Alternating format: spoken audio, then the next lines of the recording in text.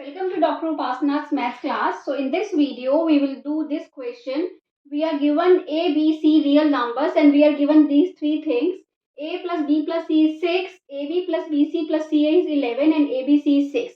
And they are asking us to find A cube plus B cube plus C cube.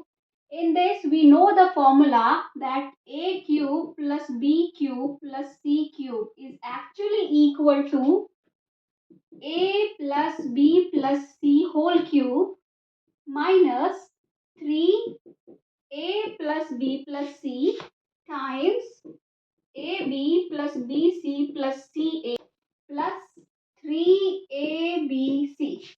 So that means, what is this? This is 6 cube. 6 cube is 216 minus 3 times 6 times 11 plus 3 times 6, right? So 216 minus, this is equal to 66 times 3, 3 6 are 8, 198 plus 18, which is actually equal to 36.